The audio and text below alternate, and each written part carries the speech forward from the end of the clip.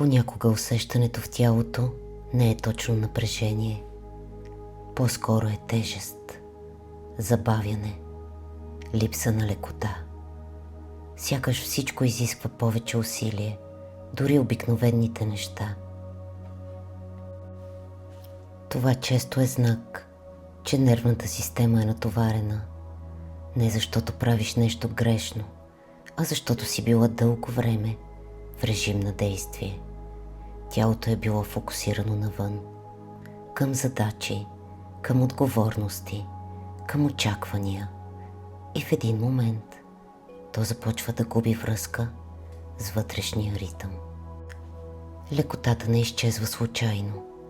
Тя се появява, когато тялото се чувства достатъчно спокойно, за да отпусне контрола. Един от най-простите начини да започнеш е чрез вниманието към дишането. Не да го контролираш силно, а да го забавиш съвсем леко. Вдишай през носа и издишай малко по-дълго. Още веднъж вдишай и издишай. Това изпраща сигнал към нервната система, че няма нужда да бърза, че може да се върне към по-спокоен ритъм. Друг важен елемент е усещането в тялото. Вместо да мислиш как трябва да се чувстваш, просто наблюдавай къде има напрежение. В раменете, в челюстта, в корема. Не е нужно да го променяш веднага. Самото внимание вече започва процес на освобождаване. Ако това, което чуваш в момента, резонира с теб, можеш да се абонираш за канала.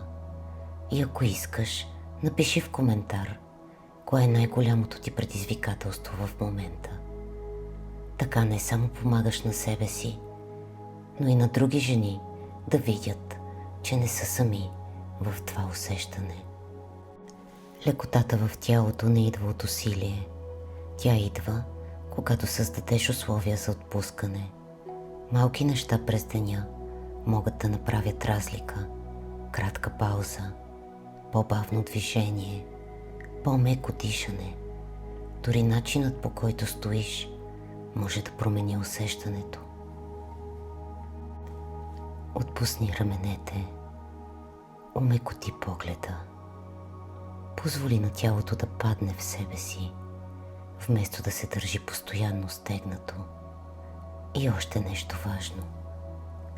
Лекотата не е нещо, което трябва да постигнеш. Тя вече съществува в тялото. Просто понякога е покрита от напрежение и умора. Когато започнеш да премахваш тези слоеве, тя постепенно се връща.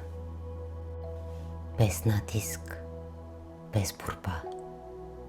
Ако искаш да продължим в тази посока, абонирай се за канала. Тук ще разглеждаме как чрез малки, естествени стъпки можеш да върнеш баланса в тялото си и да се чувстваш по-лека, по-спокойна и по-свързана със себе си.